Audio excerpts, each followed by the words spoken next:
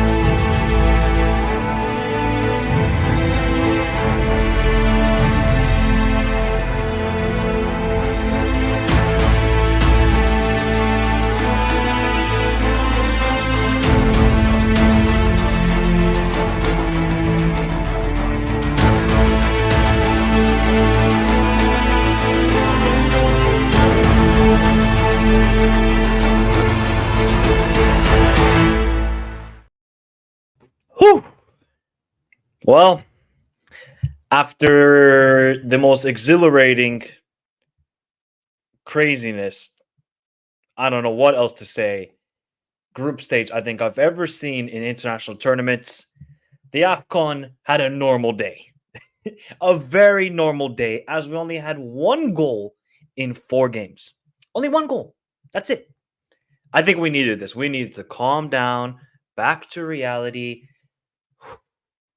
because now on Saturday, the round of 16 begins, people. And we have some matchups to talk about. Obviously, we're going to quickly go through the games that happened today. We're going to be here for about 20 minutes max, people. So if you're already in the house, remember to hit the like button. If you're watching on replay, give your thoughts in the comments down below. Which round of 16 game are you most looking forward to? Because we got some good games. We got some good games. But I have to give a massive shout out first off to this country. Namibia have qualified to the round of 16. Another underdog has defied the odds and have made it to the round of. And this is without Peter Salulele, who keeps on missing open chances. This guy keeps on missing open chances. But somehow, Namibia, they only scored one goal through the group stage. They got destroyed by their neighbor, South Africa. But they somehow did it. I watched the second half. I wasn't able to watch the first half of the both games of the early kickoffs. The second half, Namibia outplayed Mali for the first 20 minutes, and then they just said, we got to defend for our lives. We got to defend for our lives. And Namibia did that. And incredibly, for the first time ever, Namibia are in the round of 16 of the Afcon. I mean, what an achievement. What an achievement. If you want more underdog stories, Namibia, Mauritania, Equatorial Guinea, Angola, you name it. Keep on going. There's the list. The list is endless, people, of underdogs exceeding expectations and just going beyond what they can imagine. And that is the beautiful scenario we have in the AFCON this year.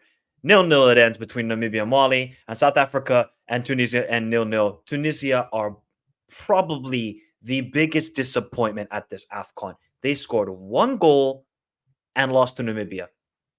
Absolutely disgraceful from Tunisia. With that midfield they have, with Achuri, you guys let me know in the chat, and if you're Tunisian in the comments, this might be the worst performance of anybody. I know we can talk about Algeria and this sort of stuff. At least Algeria tried to attack. Tunisia, that second half, didn't want to do it. They didn't. They didn't have the urge, the desire to really take an accountability of advancing to the round of 16. Tunisia didn't want to do it. It was disgraceful. This campaign has been disgraceful from them, and I thought they were actually going to do well. Look, Tunisia are not the most beautiful team to watch. They're going to make it very, very difficult. In tournament football, I would expect better from Tunisia. They need to go in a new direction. They need to start over and over again, and we'll see what happens. Then, obviously, you see in the group, Mali finished first, South Africa second, Namibia third, and Tunisia are at the bottom. Disgraceful. The last group, wow, perfectly. Oh, no, they haven't even updated it yet. Let me Let me update it here, people. Give me a second. Let me see if they've updated it now. Surely they've updated it. Surely. There we go. What? They still haven't updated it. Well, you can see here, people. You can see here. DR Congo, Tanzania, 0-0. Not a great game. I'm going to be honest. DR Congo tried to attack Tanzania. I wish there was a little bit more urgency in their play in the last 20 minutes. Didn't see much of it. So I think for DR Congo, they got to really step up and be more clinical. Why? I don't understand how Simon Bonsa doesn't get any minutes. Again, he was an unused sub, and Bakumbu came onto the field.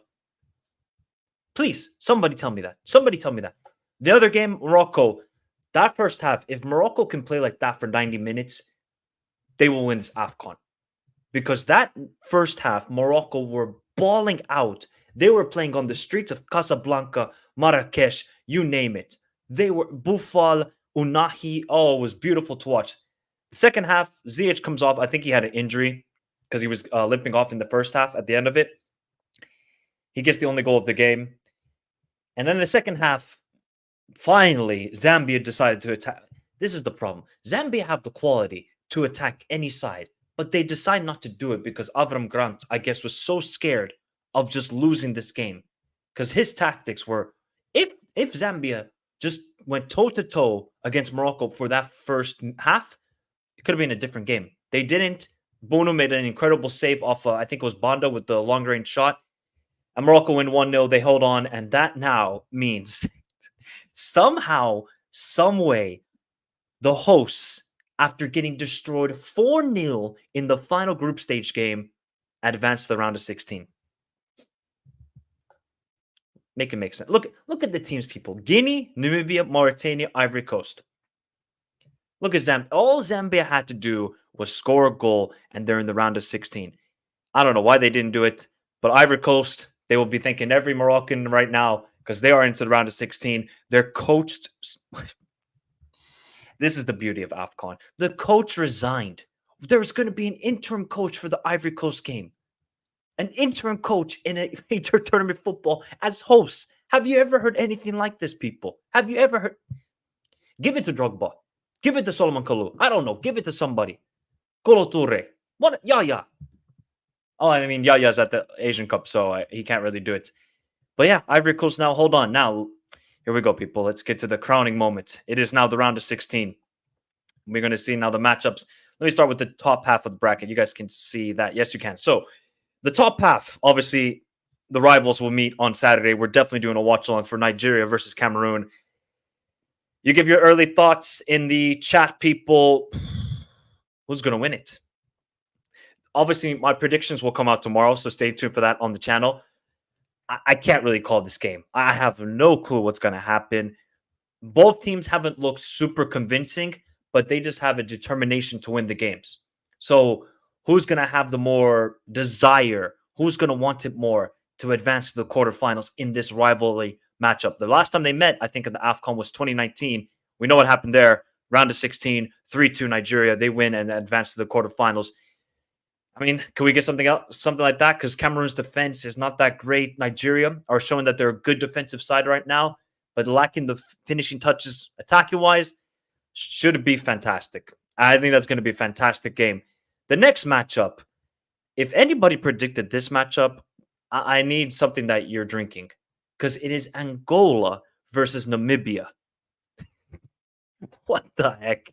Angola versus Namibia. If you're Namibia, this is one of the best matchups you could have gotten because who's going to dominate the ball in this game? Both teams don't really want to have possession of the ball. They'd rather be counterattacking. If I'm Namibia, I'd be very happy. And of course, if you're Angola, you're extremely happy as well that you're going up against Namibia. So both teams will feel like they can win the game. And hopefully it conjures up a wonderful matchup where there might not be a lot of goals because clearly Namibia, they just don't have, like, Shalule has to be clinical. If Hoto isn't, Shalule has to. And we haven't seen that yet at this Afcon. It could change. And Angola, Freddie is the key. If Freddie plays well, Angola will win. But I'll give my predictions tomorrow. The next matchup, Cape Verde versus Mauritania. I think, for Cape Verde, perfect matchup. Mauritania, yes, did wonderful to beat Algeria. they're not the greatest defensive side, and we saw that against Angola. They will leave space, and Cape Verde have the ballers to really hurt Mauritania in this matchup. So I think this is a great matchup for Cape Verde. We'll have to see about Mauritania. They had some injuries to their center back, who was really vital for them through the group stage. I think it's a perfect matchup for Cape Verde to advance to the quarterfinals for the second time in their history. For Mauritania, they got nothing to lose. I mean, they've already created history. So if they even beat Cape Verde, more history will be made. And then 30th of January, it is Morocco versus South Africa. They are familiar with each other, people. They are familiar with each other. They were in the Afcon qualifier group together with Liberia. It was only 3 teams in that group. So they are familiar with each other's game. If I'm Morocco, it's not the easiest of matchups. It's not the easiest of matchups. If I'm South Africa, I'd be happy with this. You're familiar with Morocco.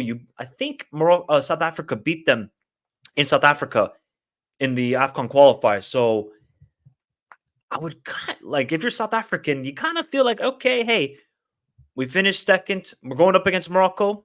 Not bad. Not bad. Not bad. Not bad. Not bad at all. Should be a great game. I think if from Morocco, now this bottom bracket is matchups. Because we have Mali versus Burkina Faso. That game is going to be played at 100 miles per hour. It is going to be end to end, I think. And if you're Mali, you're going to have to be worried because Burkina Faso are that one team you don't want to play against in the round of 16. You don't want to play against these guys. Mali have to be clinical. Bissouma, every shot he has taken so far in this tournament has gone over the bar. Please get one on target. Please. So if I'm Burkina Faso, you want to go up against Mali. I don't know how many times they've actually played against each other. They have not played against each other a lot. So this should be a fun matchup. This should really be a fun matchup. And then the hosts said, okay, cool. We have made it. We get one more game. We're going to have the interim coach, and you're going up against the defending champions. And if I'm Senegal, you're like, we really won the group. We were the most convincing team in the group stage, and we get the hosts.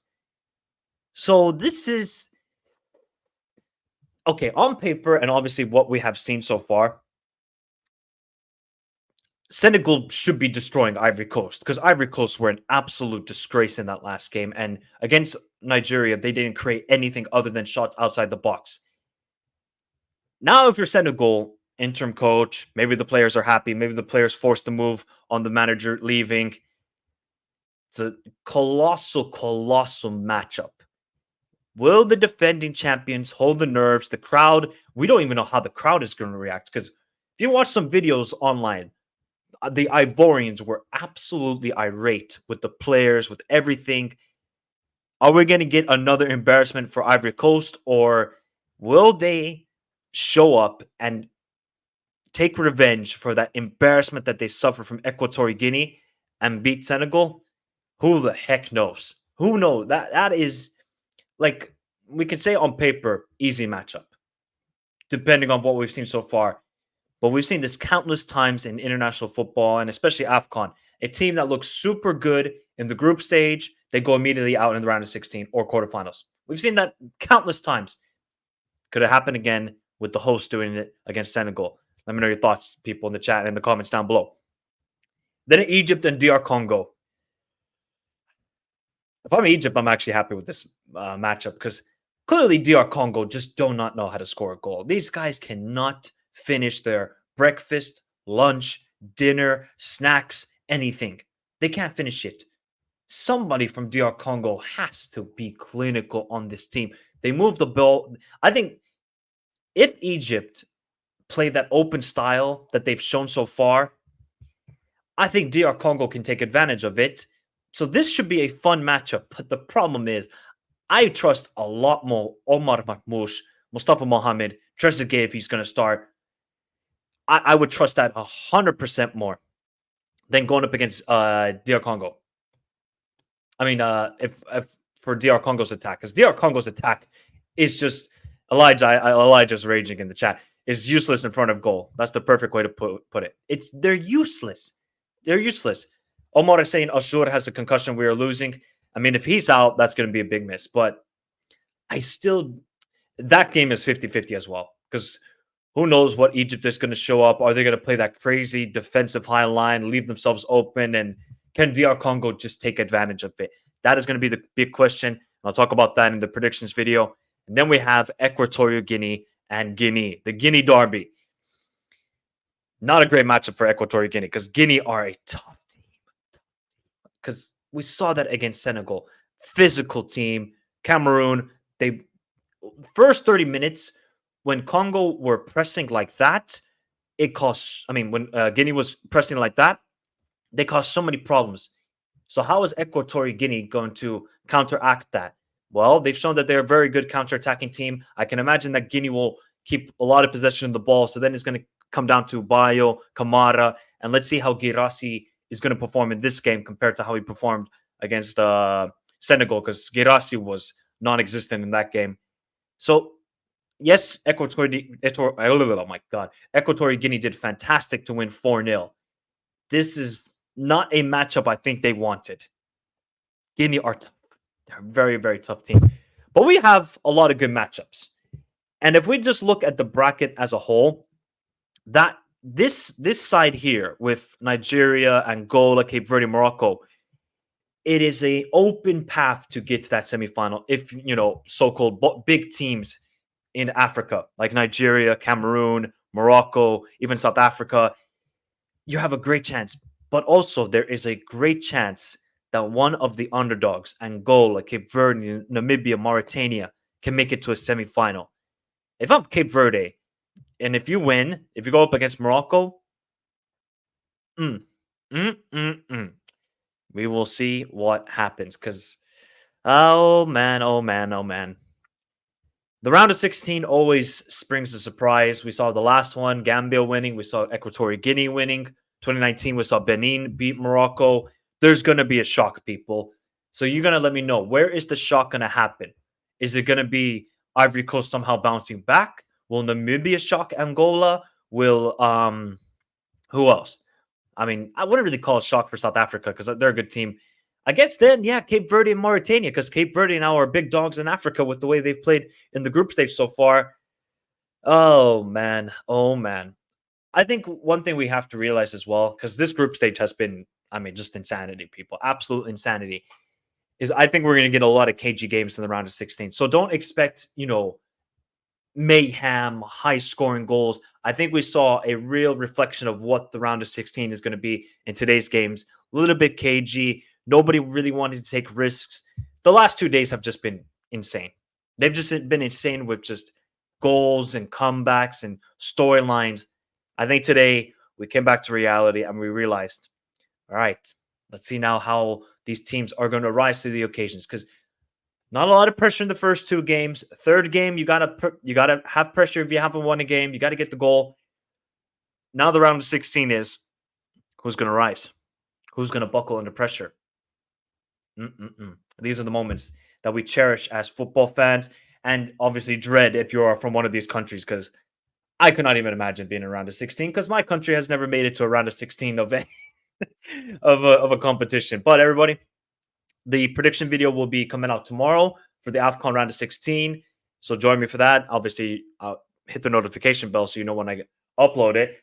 And yeah, what a group stage, people. And I want to thank you all also for supporting the channel. We've done crazy numbers on some videos. I really want to thank you for that. It's been absolutely a joy to watch it. And I think now people are realizing how special this tournament is. 2021 wasn't that good. 2023 said, let's bring it back old school. This is the Afcon that we all love. The upsets, the goals, just the pace of the play, the skills, like from Sofiane Boufal today. This is what we love about the Afcon. Hopefully it continues, and I'll see you all tomorrow for the video of the round of 16 predictions. Remember to hit the like button because there is 86 of you watching and only 37 likes. You are performing like DRC's attack. So hit the like button. I'll see you all tomorrow for the video. Have a beautiful day. Stay safe in this crazy world, and adios.